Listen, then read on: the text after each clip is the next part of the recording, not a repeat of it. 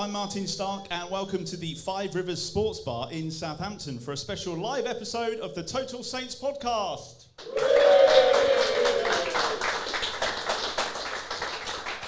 Joining me tonight are our regular contributors to the podcast. Glen de la Cour is the writer of the weekly Saints blog League 1 -10. Round of applause for Glen. Thank you very much. I was being all nostalgic today and listened back to the 100th episode, which the guys did from just that very corner over there. And you were the new boy at the time, weren't you? So. I was. As far as I remember, I'd done about 3 podcasts before that. Then we lost 9-0. And then I got sort of chucked in front of an audience here. So it was a bit of a baptism by fire. But the main thing I remember about it was I made a joke at Adam Leach's expense, and he came back with a better one, which was really annoying. He compared his departure to Virgil van Dijk leaving, and me arriving being like Wesley Hoyt arriving. It wasn't very good. I did thump him afterwards. What a bet. Also with us is Steve Grant, who's the owner of SaintsWeb. You were also here last time we did the live one, weren't you? Fond memories of that? Yeah, it was a long night, that. The auction that seemed to go on forever. But I think I ended up with Michael Obafemi's shirt from the Fulham game, and it was just like, I don't remember anything.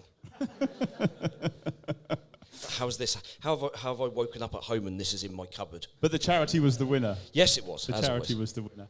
Also joining us at the end of the table is Dan Sheldon, who I think for the next 4 days is the Athletics dedicated Southampton reporter. Officially 4 days, but probably for another couple of weeks yet. And this is going to be your last appearance on the pod, so we thought we'd put on a special night just for you, just to say Thank you. just to say thank you, so we'll have more on that later on. This is our last pod of the season, so a massive thank you to all our dedicated patrons for your support. Literally, we couldn't have done any of it this season without you. And as always, we're going to be freezing your membership through the summer, and we look forward to welcoming you back next season. So the reason we're here live tonight, well, this is episode 200 of the Total Saints podcast.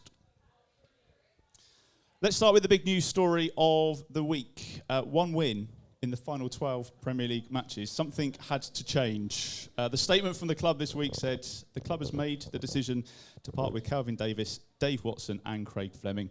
Confirmation of new additions to the staff will be announced in due course. We were anticipating something, Glenn, but maybe not all 3 going. They seem to be very determined to get it done as soon as possible. What I think it does is it sends a message that Ralph isn't going anywhere. Those 3 coaches were all with the club when Ralph arrived, which on the face of it, it's slightly odd for, I know he brought in Danny Roll when he originally came to the club. But those 3 coaches have survived, and I find it interesting that, is it Richard Kitchbickler, who I can never pronounce, he's staying, and the 3 that he didn't bring in are going. So I think that tells you that the Ralph out brigade are going to be disappointed for the short term at least. We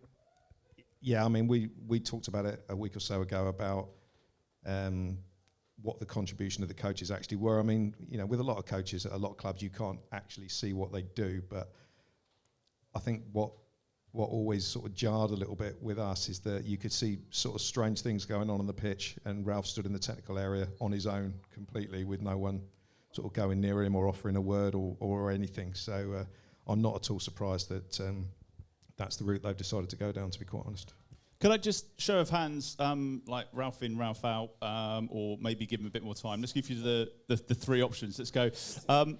Those in favour of sticking with Ralph, let's just deal with the elephant in the room before we move on. So, okay, that's for the benefit of those listening on the podcast. That's quite a few.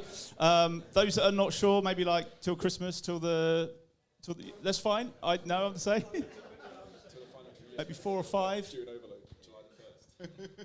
I mean, it's slightly more nuanced. It's not, we're not Twitter here, are we? You can have your opinion, and no one's going to argue with you. I've changed my mind a little bit. I kind of feel that it's okay to sit on the fence. Yeah, if he left, I wouldn't be crying in my beer. Put it that way. Whereas I would have been 3 months ago. Steve, just a word on the changes. Calvin Davis has obviously been with the club for 16 years as player, captain, and coach. It's never nice when anybody loses their jobs, but we could kind of see these changes coming. Yeah, definitely. Something had to change, and I think given, particularly from a financial perspective, the contract that Ralph's got is presumably worth significantly more than those 3 coaches underneath him. So let's try and stick with the one that we've made a significant financial contribution to. Because, let's be honest, we've seen what he can do from a positive side of things. The run that we had, Christmas to end of February, you looked at that team and you thought, wow, this is actually a team that knows exactly what it's doing. It's supremely well drilled, and it was able to beat the best and the worst teams in the league. And then all of a sudden something changed, and it's just baffling. And hopefully these changes get some different coaches with some different points of view. Maybe the coaches that come in are kind of from a more sort of experienced background.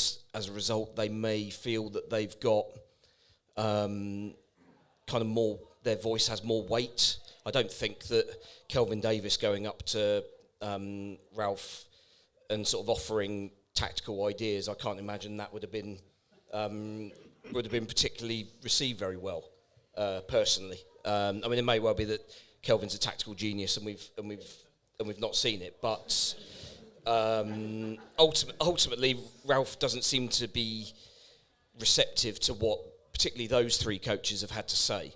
So maybe new guys coming in, fresh pair of eyes, maybe some slightly different ideas, and possibly also stop Ralph doing the stupid things that we see him slump back into doing every now and then. Time and time again as well, really, wasn't it? Dan, do you think this was just an early statement of intent by the new owners? Because they obviously needed to make some decisions, and they're pretty quick out the blocks with this one.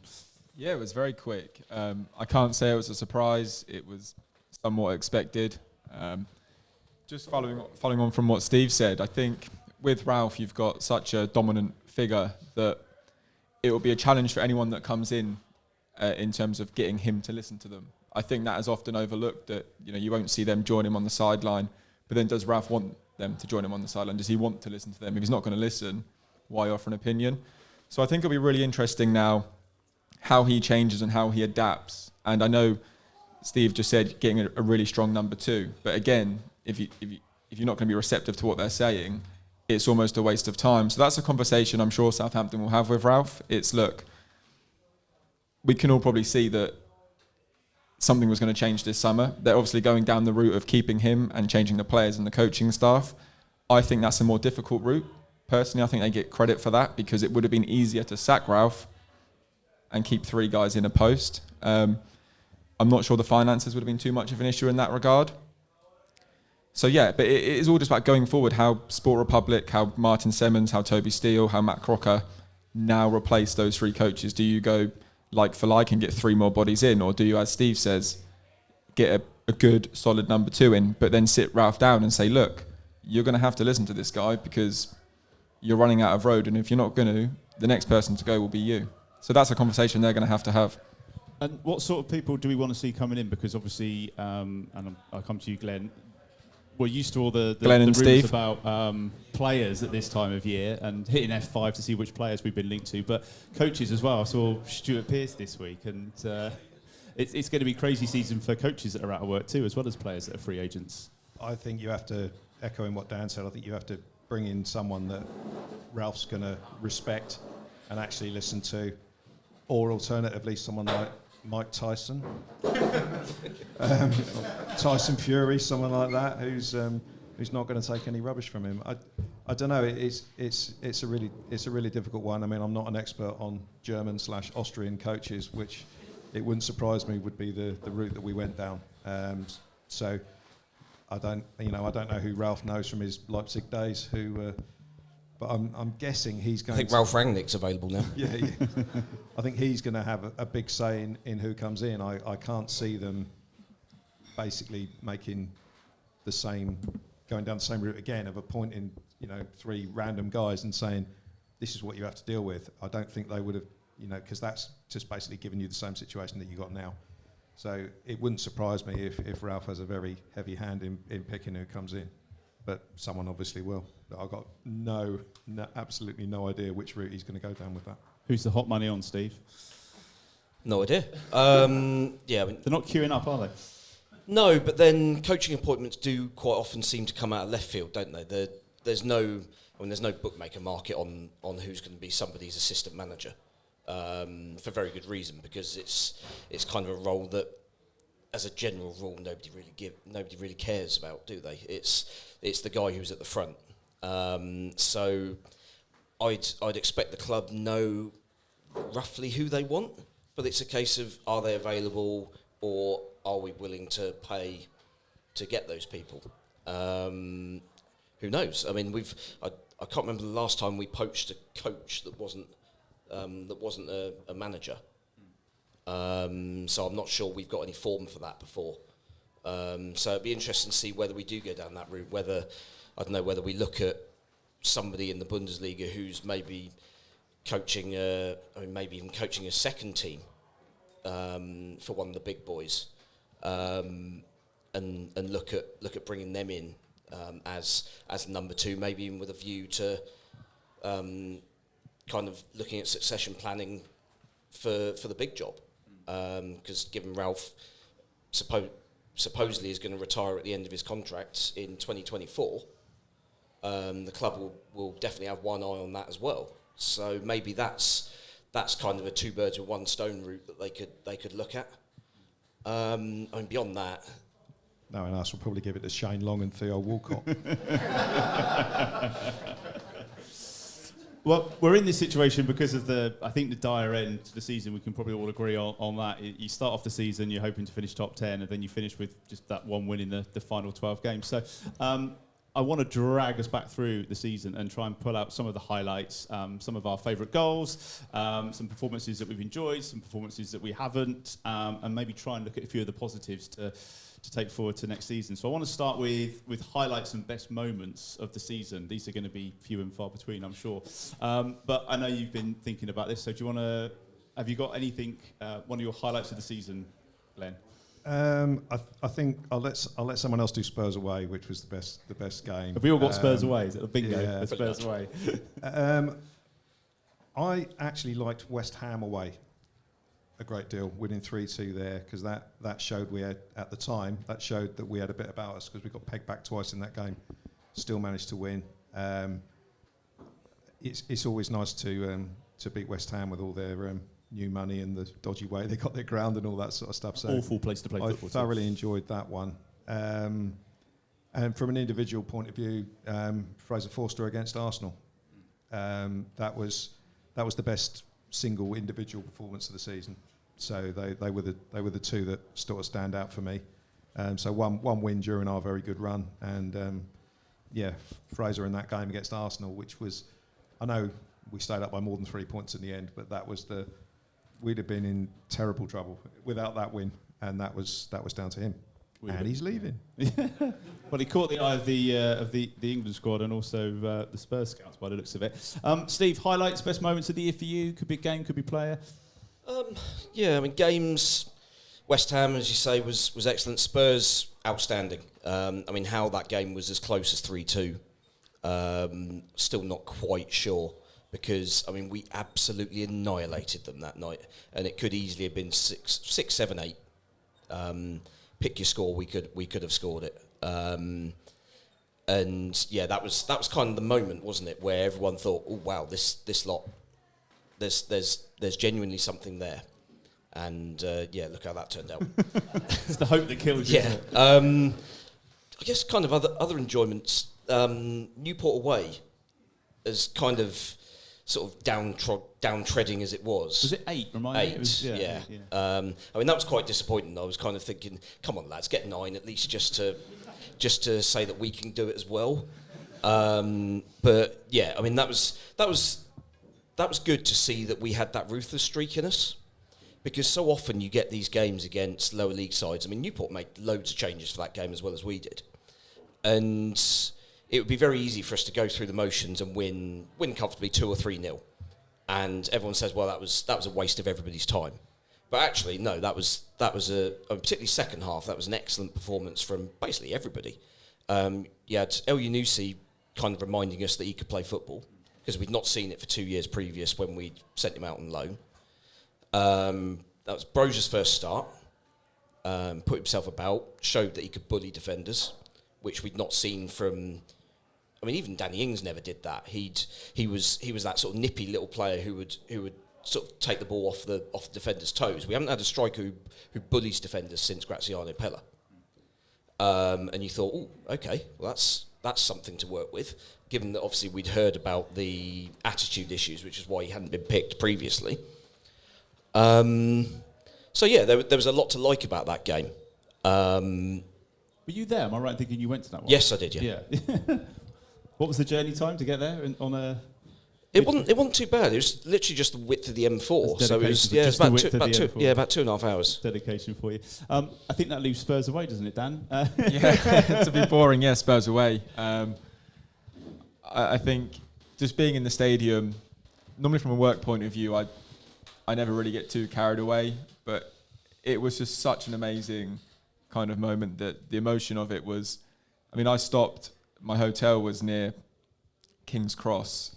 And I ended up stopping at a pub on the way just to have a beer, because you just think, just to take it all in. Yeah, just to take it all in. And it was probably one of my favourite pieces to write. And I always try never to get carried away, but sometimes you just can't help but get carried away with what you see. And that was the week that the comments from Ralph had come out in Germany that he was looking to retire in 2024. And when just watching him for kind of 90 minutes, you just think, there's no way this bloke can retire. I mean, look, he kicks every single ball. And yeah, I mean, if I could bottle up one moment from the season, it would probably be that moment and take it to Manchester.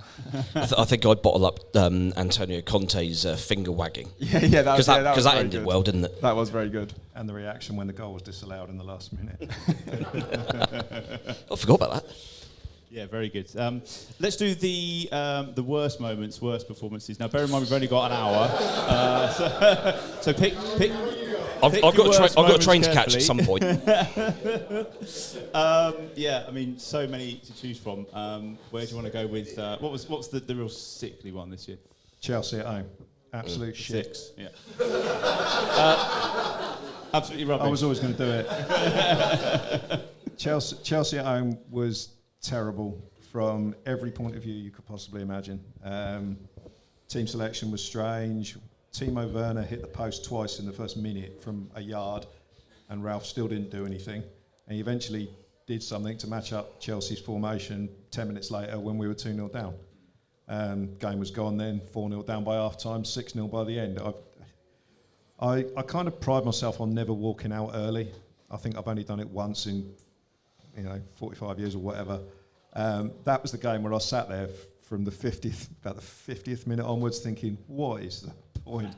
What is the point of sitting in here and watching this? That game, along with the Villa away game, which I didn't go to, those were the two games that killed off the season completely, because that was when Ralph went into his shell and we started playing this 9 defenders, 50 yards, and then 1 striker formation, which we've played for the last sort of 9 or 10 games. So that game was the absolute turning point where it really all went badly wrong. Was that the night the blog went up the night before? Because I know you're angry if the blog goes up the night before. He can't wait until the Sunday. It might have been. There's been a few of them, to be honest. Where I just want to get it out of the system as soon as possible. But yeah, I think that one was possibly the quickest. Steve, worst performance, worst moment? Yeah, I mean, you got to go with Chelsea, but I think Villa. I mean, that could have been any number. I don't know what it is that terrifies us when Philip Coutinho stands on the same pitch as us, and he just tears us to pieces every single time, and it's so annoying. And yeah, it was that was the point as well, wasn't it? Where the week before we'd beaten Norwich, I think, on the Friday night, and that had put us back into the top half. And it was like, oh, okay, well, we're in the middle of a nice little run of games here. Halcyon days. Yeah, that went well, and yeah, that performance at Villa was the catalyst for what we've kind of seen the last 2.5 months or so. Yeah, very disappointing because Villa are no great shakes, and we battered them at home earlier in the season. I mean, that should have been more than 1-0. That should have been 3 or 4. And yeah, just I mean to get you can get humped by the big teams. It happens. Even better teams than us get absolutely hammered by the likes of City, Liverpool, even United occasionally. But to get humped by someone who, I mean, what, they finished 5 points above us in the end? Yeah. They were bang average, and yet we let them walk through us time and time again. And that was just soul destroying. But I'm glad I missed it, because I was on a plane. I was like, God for that. And Dan, you've obviously been up and down the country following some of those away games as well. What was the one that sticks in your neck as the worst one? Not the Villa one, because I think at the time most of us were probably saying it just feels like a hiccup, like a bump in the road. When you put that into the now looking back, you can see that, you know, just how terrible it was, and that it was a catalyst. But for me, I think it was Brentford away. I thought that was really bad, and that moment sticks out because it was the first time I'd ever heard the crowd turn on Ralph in the way that they did. And I mean, Brentford could have been 4-0 up at half time. So yeah, the Brentford game sticks out because it was, Ralph had been saying for like 3 or 4 weeks, you know, they're going to give it everything, and you think, well, I mean, they pumped this team 4-1 in January, so there's ever a chance they might actually turn it around now, and then they just didn't turn up, and lazy, sloppy, weird substitutions as per usual, which is what we all saw in the second half of the season beyond March. So yeah, Brentford for me. I mean, Chelsea was obviously bad, but you can lose 6-0 to Chelsea. Yeah, which I think we said at the time, wasn't it? You know, these things happen, but actually there were results where we were expecting to at least get them to turn up. And yeah, but I think rather than a moment, I think it was just a realisation that they've completely lost their way. Everyone has just lost their way. There's no identity. What you'd associate with a Ralph team just wasn't happening anymore. Glen already said about pumping long balls forward. It was just a realisation that they are miles away from where they were 3 months ago. Was probably, for me, the worst moment, but to pick a game, it would be Brentford. Let's talk about favourite goals, because we've scored a few. Not all free kicks, although as we spoke about last week, when your midfielder is your top scorer, you know you've got a bit of a problem, so we'll talk about that later. Favourite goals of the season, which one stands out for you, Glenn? I've gone for one I don't think will be remembered by many people, possibly. Shay Adams' goal away at Watford. Where oh, yes, they're just like from the 18 yards. He got the ball on the edge of the box. It wasn't the best of touches. It was sort of under his feet, and he just somehow wrapped his right foot around it and curled it into the top corner. And Ben Foster couldn't get his Zimmer frame off the ground quick enough to get to it. His GoPro tracked it though. Absolutely. So yeah, right into the top corner. Because that goal really did come out of nowhere. It was one of those ones where you don't think there's a chance. You know, when a player scores from long range, you see him, and we've had a few of those this year. You see him wind up, and you know the shot's coming in. Likewise with the free kick and stuff like that. But only goal of the game as well, right? Yeah, it was the only goal of the game, and it was very. I think it was our first away win of the season as well. So it was. Mind you, we can't have had many. Didn't have many. So yeah, that for me was a great goal because it was just a bit of a total surprise at the time. I was at that game as well, so it was a really nice one to see. Just a brilliant finish, and that was a bit of a full storm for Shay Adams because I really thought this would be the year that he'd kick on and get sort of 15, 16 goals, but he's done what he always does and gone off the boil a little bit and ended up with 7 or 8. So. So hopefully next season's the one for Shay. Did we say that last year? Yeah, we did, didn't we? Yeah. Steve, favourite goal? It's been a few long distance ones this year, hasn't there? It's been a while since I think we've had a collection like this. I think my personal favourite was probably Romain Perraud's one against West Ham. Just because I think when everyone saw the lineup before that game, and you'd seen that West Ham had more or less picked their first team, and we'd made 6 or 7 changes. Jan Valery starting at centre back, Long starting up front, I think. Just looking at that team, thinking, why are we throwing this game?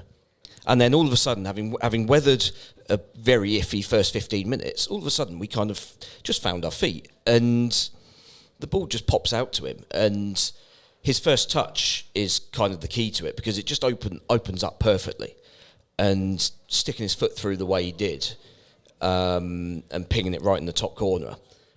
All of a sudden, the belief just rushed back into the side, And we were excellent for pretty much the rest of that game. I think West Ham had a 10-minute spell in the second half where they equalised, and you thought, ooh, okay, might be in the spot of bother here.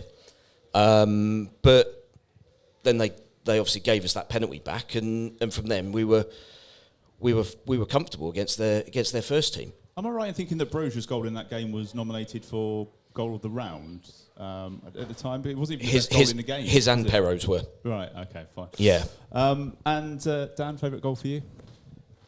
Favourite goal was Prowse away to Wolves, the free kick, just because it was just so good, the movement on the ball. But I think there were several. Walker-Peters v City sticks out. Romeo, I can't remember who he scored against, but it was his annual kind of... Norwich, yeah. That was really good. Can I add in El Yunusi away at Spurs with the 20 pass build-up? You may.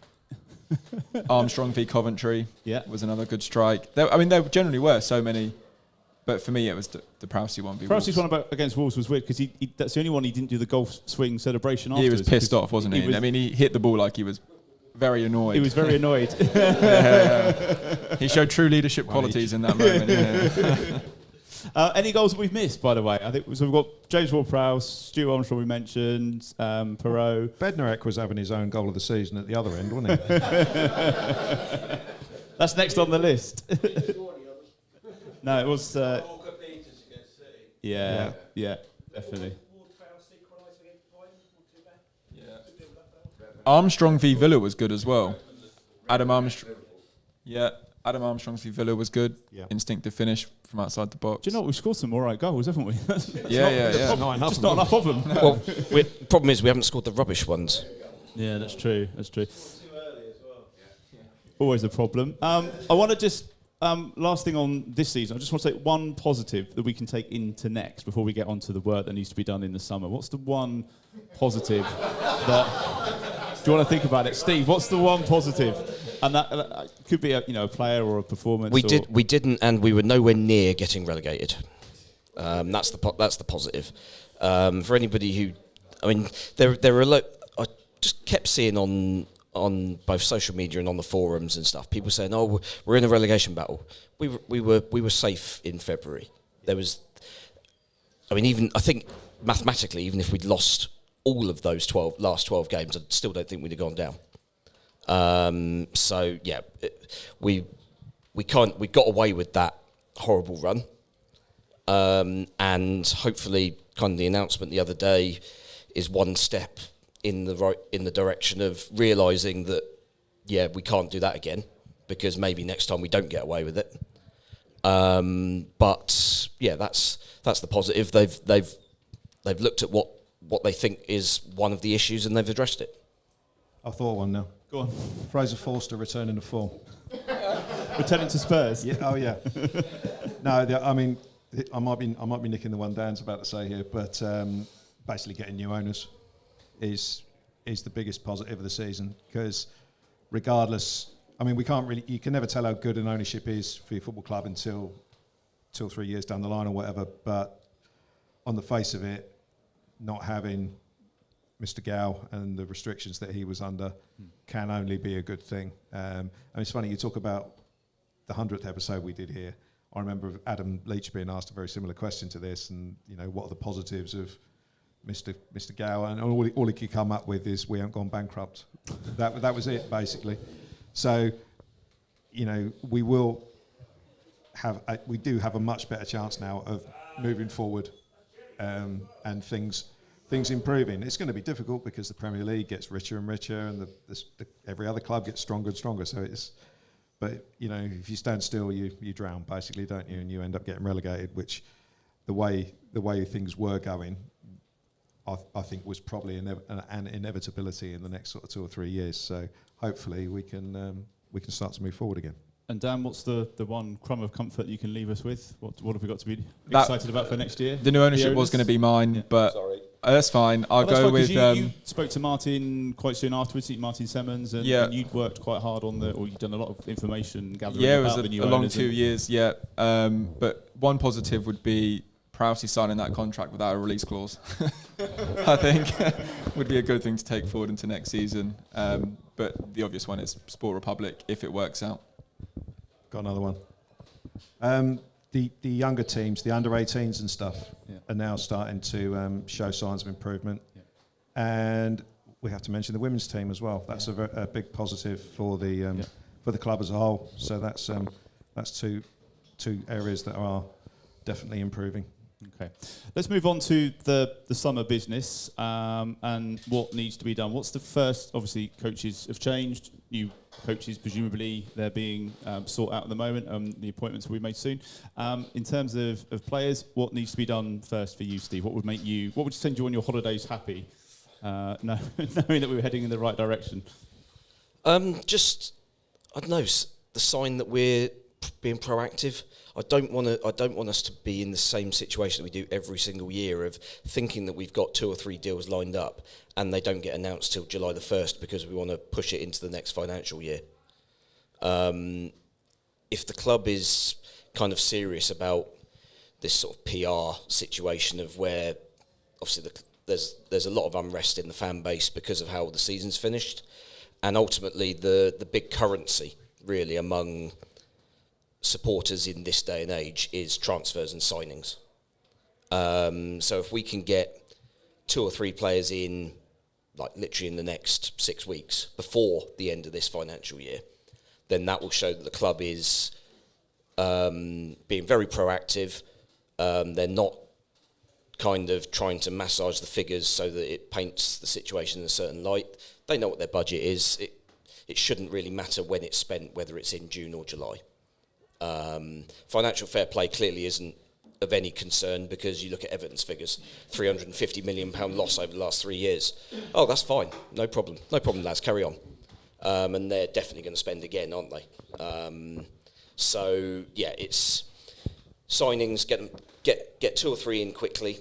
I mean, it's not even a case of identifying key areas because every area is now a key area, probably apart from right back. I mean, I find it baffling that we're linked with another. Like the one link I've seen in the press in the last 24 hours is another right back. It's like we've got 2 brilliant right backs. Yes, one's injured, but he's not dead. Yeah. That's mad, absolute madness. Literally every position apart from right back is where we need to strengthen. I mean, I think given the defensive problems, centre back would be my first port of call. Bednarek, Stevens, not good enough for me. Salisu, something to work with at least. So I think you build it around him and bring someone in, probably someone with a bit of experience. And we don't really do that very much, which is understandable because of the financial situation. But I think this season is the time where, given the new owners, that's where you've kind of got to go to them and say, look, lads, we need a little bit of a leg up this summer, and we could possibly claw it back in years to come. But yeah, get something sorted in the next 6 weeks. Get season tickets sold off the back of that. All of a sudden, everyone forgets the last 12 games, and you then start next season afresh. And who knows? Glen, what business needs to be done first for you this summer? I think the important ones are down the spine of the team, basically. So centre back, as Steve said, ideally an experienced one. We have to get some goals in the team. At the moment, you assume Brozier's not going to be here. You assume Shane Long is gone. Not that he contributed goals anyway. But we've only got 2 strikers at the moment, Adams and Adam Armstrong. And obviously there needs to be one obvious first team starting striker to put pressure on those 2. We haven't replaced the goals that Danny Ings scored, and we need to. Otherwise, we're really going to struggle. So centre half, centre forward. If I was in a position of any influence, I'd be straight on the phone to Burnley to try and sign Nick Pope. It's, you know, and if it costs 20 million, you're saving the wages from Forster leaving. You've got other people leaving as well. I don't know how old he is now, 26, 27, something like that, but he could be your goalkeeper for the next 6 or 7 years. Or he's your goalkeeper for 3 years, and then you sell him for a lot of money when he's about 30, 31, which is no age for a goalkeeper. So I would certainly be looking at that, because I'm not sold on Alex McCarthy as a first choice goalkeeper all the way through. Wide That's going to be another show of hands in a minute. Wide players. We discussed this to death. We've got lots, and only one is good enough, and he's injury prone. Yeah. So, Stuart Armstrong seems to have a lot of problems with injuries, or did last season anyway. So there needs to be some more creativity in the side. So basically, what I'm doing is agreeing exactly with what Steve said, which is everywhere. Dan, can you enlighten us a little bit more about the sort of player that we might sign? Because do we know, is it a statement of intent from the owners about the first signing, if it's going to be a marquee signing or another Livramento for 5 million? We're still a little bit unsure as to where they're pitching it, I guess. Well, Sport Republic, when they were looking at clubs, looked at what Southampton had done in the previous summer. They looked at Livramento, that kind of deal. That's one of the reasons they didn't buy Southampton, because of Livramento, but because of they could see what Southampton were trying to do. That fits in with what they want the club to do. There's an acceptance, I think, that that's all well and good, but you do need to add a little bit of experience as well alongside that. They talk like they want to be a top 10 team. They make waves about being a top 10 team. You're not going to be a top 10 team by signing 10 Livramentos, simply from an experience point of view. So I think we'll see a continuation of that, where they will get young players in. I mean, if Chelsea was in vogue last season, it's Man City this summer. They like several of their players, and understandably so. But it is crucial that they do then add, even if it's just 2 or 3. I mean, I wouldn't stop at Nick Pope at Burnley. I really wouldn't. I know he probably isn't the quickest player, but someone like Ben Mee is out of contract, and I'd go and get him. He's a free agent.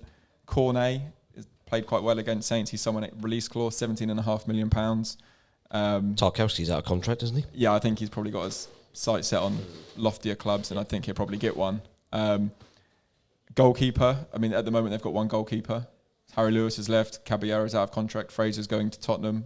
They need certainly another goalkeeper who either will start or will certainly be pushing Alex right from the very get-go.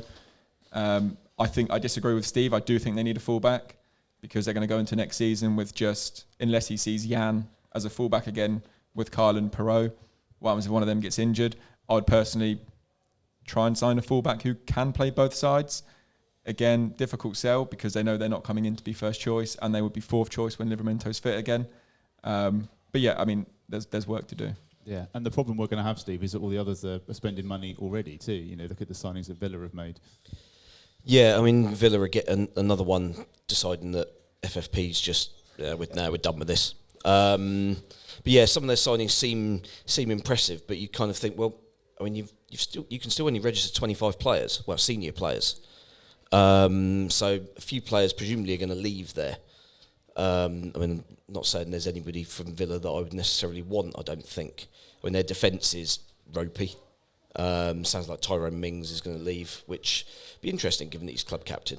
But yeah, you kind of look at what other clubs are doing, they're spending silly money. Realistically, we ain't going to be doing that. We're still going to be looking for value. And players who, in sort of towards the end of their contract, are still going to be worth something, probably worth more than we've paid for them up front. So it's there. That does bring an inherent level of risk. I mean, as we've seen with a lot of those transfers that we've made over the last 4 or 5 years in the sort of 12 to 15 million pound mark, a lot of them haven't come off. Now you kind of hope that there's maybe a sort of balancing out of the probabilities on that, and maybe this time we kind of see the positive side of things, like we did that first year of Ronald Koeman, where basically every single signing we made was brilliant and worked out superbly, even Cuco Martina. For that goal against Arsenal. Juanmi? I mean, he was the second top scorer in La Liga this season. Great player.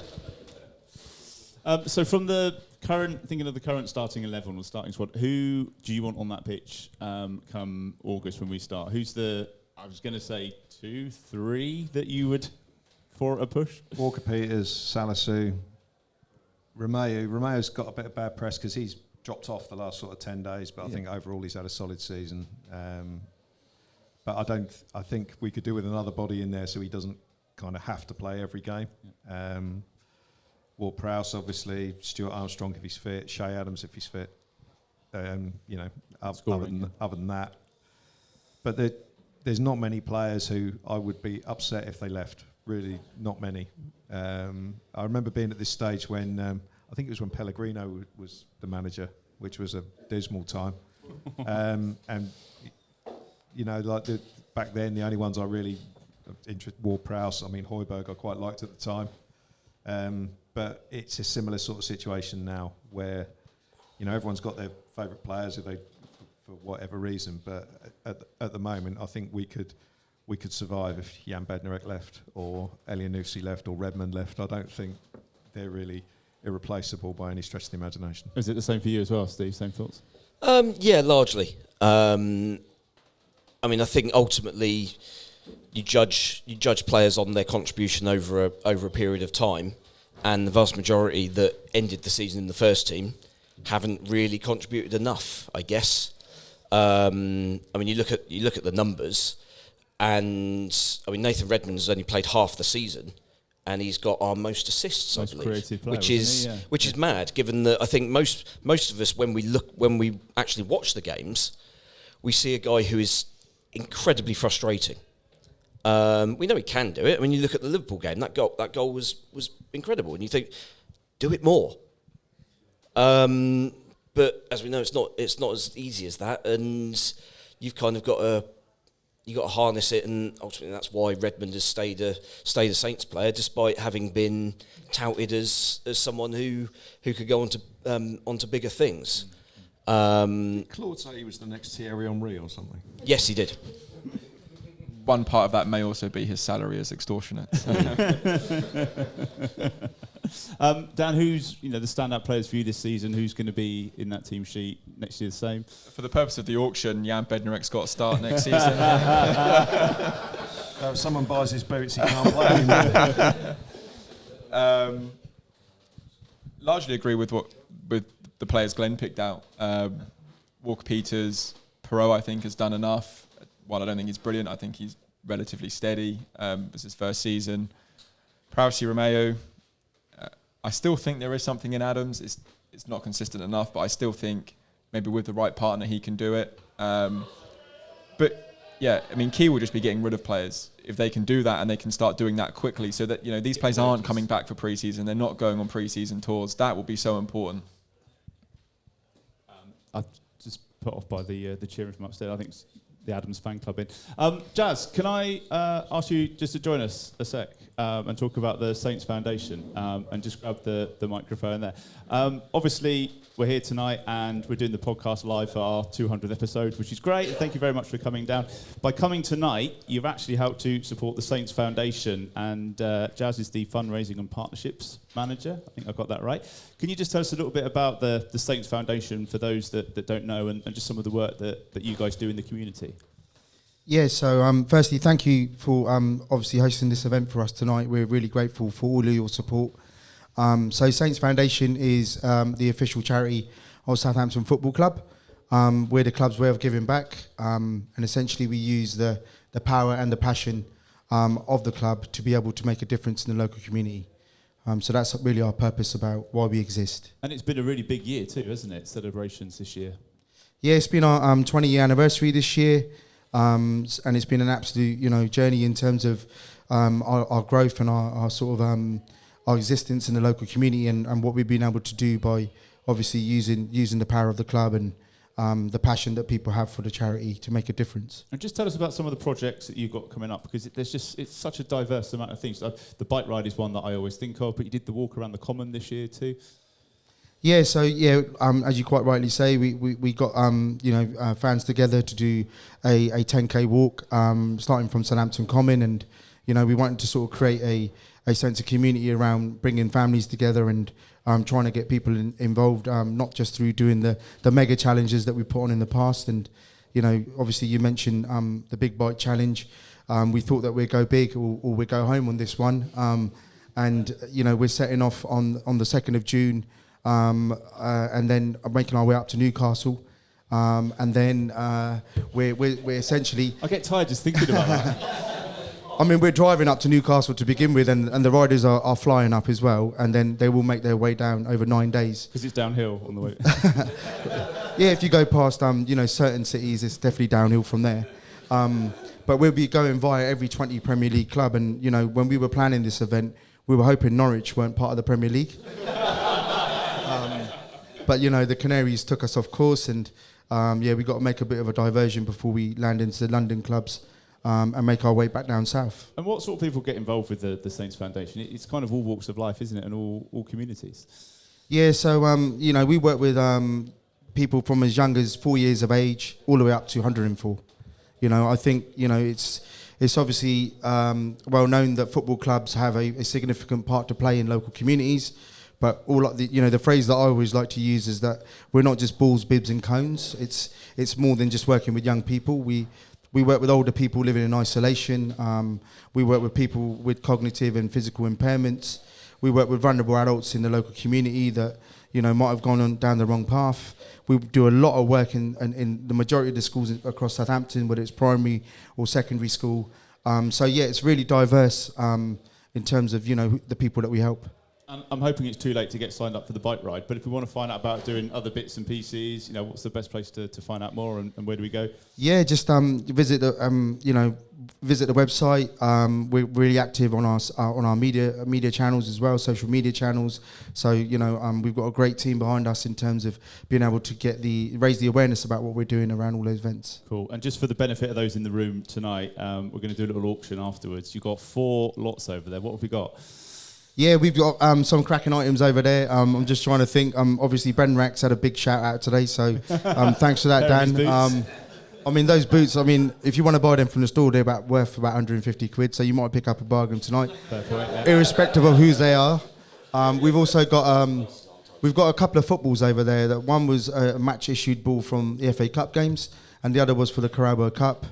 And then we've got our prolific striker, Adam Armstrong. Now this is great. This is a shirt this is an Adam Armstrong shirt that's been signed by 2 players. What happened here? It was clearly Roman Peru just getting a bit excited. So so you buy the Adam Armstrong shirt and Roman Peru signed it as well. I can assure you it's absolutely one of a kind. So brilliant, Jazz. Thank you so much for helping with tonight. Thank you for all the work you guys do in the community as well. Can we have a little round of applause for the Saints Foundation? Thank you so much, guys.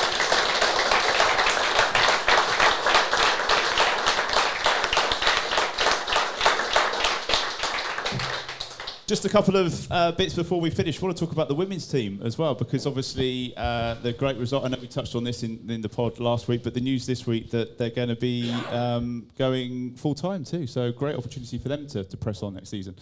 Yeah, I think we spoke about hoping that the club backed them in view of what they achieved this year, and that they could sort of have a decent run at the championship next year. So, announcing virtually straight after the season that it was all going full-time. What that means sort of in practical terms to some of the players, I don't know. I think some are professional sort of already, but some aren't. So whether that means some will, not want to do it, maybe, I don't know. It'll be interesting to see how it pans out, but it's definitely a step forward. So I think it can only be applauded, the fact that they've gone down that route. And it's been quite, I was going to say unprofessional, but the organisation on behalf of the league has been interesting. We've talked about the lottery of the playoff, and even if the team weren't ready to go up, it wouldn't have necessarily been us. So this seems like a huge step forward and an opportunity to leave all that behind. Yeah, I think, looking at the way particularly, as you say, the end of season stuff was arranged, where you had like a 3 or 4 week wait between the last game of the season and this playoff. The absolute nonsense of only one team going up to that level, when they're trying to, they're essentially trying to fast track the sort of well backed financially teams through the leagues, and yet they then put a load of roadblocks in the way. So to have got over all of those is excellent news. It's obviously been a superb season. Three trophies at the end of it. As Glen said, I think it'll be interesting to see what kind of player turnover we have. Because I think obviously for a lot of the younger players, it'll be absolute dream come true stuff, being able to be a fully pro footballer. But But I suspect a lot of the sort of more experienced players, they've probably already got second jobs. I don't know whether Championship football is going to pay enough to cover that gap. So you might find that some of the older players maybe look to stay at the level that they've just come from. That's a good point, but we'll because you see. assume that they're going to give up their day jobs and I mean, it depends what... I've got absolutely no idea what the numbers involved would be, what your average player would be paid at that level. But given the revenues that are likely involved at the moment in women's football, it's difficult to imagine that those salaries are going to kind of persuade players who have got sort of long-term, full-time jobs to give it all up. I mean, you might get a couple of years out of them, perhaps, but we'll see. Be a very interesting summer. And Dan, it feels like everything's pretty much on track at the club at the moment, apart from the men's team, really. Yeah, especially with the women's team, the under-18s, obviously reaching the final.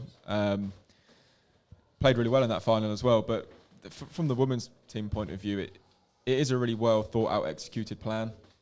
And we all see Marianne on the touchline, but you really can't not talk about the influence she has had behind the scenes. You know, she was brought in from the very start, and as much as the club are backing it financially, she is superb. Everyone I speak to behind the scenes absolutely rave about her. Nothing's ever too much. And she's working closely with a woman called Martina, who is, again, equally just as brilliant as she is. So much passion. And we've seen the result of that now. You know, they invested £1 million 4 years ago, maybe 3-4 years ago. They wanted to be a Women's Super League team within 5 years. Back-to-back curtailments slowed that down. But if they get promoted this year, which isn't beyond the realm, you know, they've done it in 5 years. So it's a fantastic achievement, and credit, I think, does go to Marianne. So much credit, but also to the club.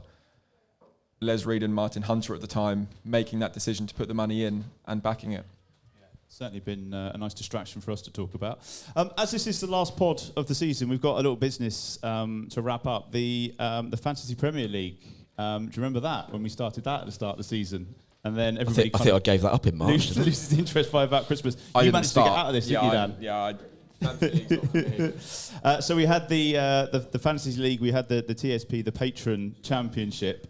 Just in terms of where we all came, Alex, who is our producer, sat in the corner working hard, was rock bottom, 40th position. Big Lads United, he's been propping up the podcast all season, so great. 23rd position was Steve with mid-table obscurity, so well done. I was 17th, and I was quite happy with that.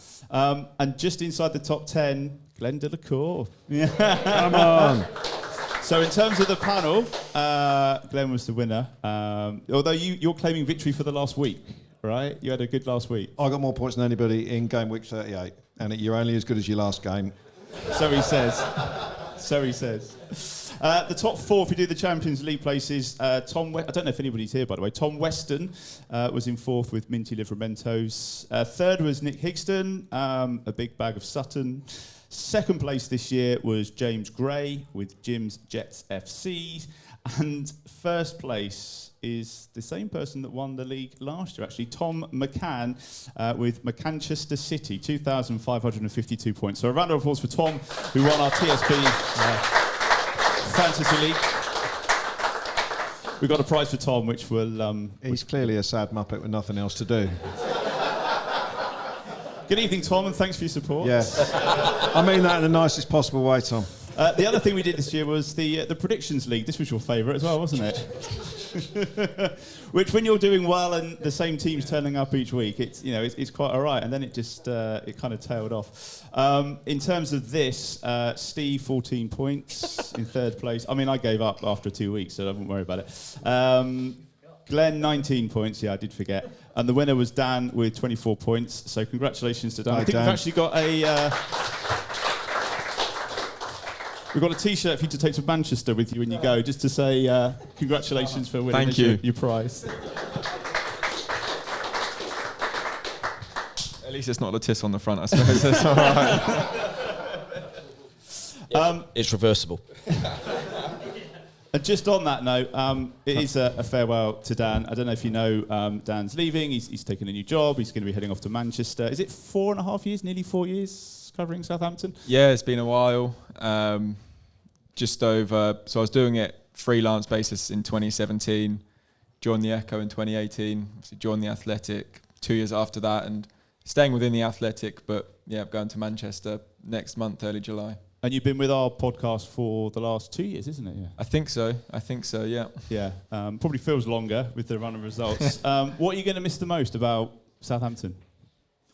The people, like genuinely the people. I've got, I know a lot of people behind the scenes at the club who I'm very fond of. Like to think I'd stay in contact with them. A couple of the players, really nice guys. We'll miss seeing them. And in a weird way, Ralph, I've really enjoyed kind of the odd spar with him now and then, and that's been good. Mainly the people, really. I mean, I would say the football, but I'd like to think with City it might get a little bit better, so I might not miss that football too much. Well, look, we really appreciate everything you've done on the podcast. We brought you a couple of gifts just to say thank you for your support. One is a little cookbook. Thank you. We never really got onto the slow cooker stuff this year, but you'll need that. And the other we thought you'd like is the little guide to Manchester. Oh, because thank you're you. going to need that when you get up there I mean, as well. people won't know, but on my last press conference with Ralph, the club gifted me a signed shirt, and inside the box was an energy gel. Which I'm glad they could see the funny side now, because they certainly didn't find it funny at the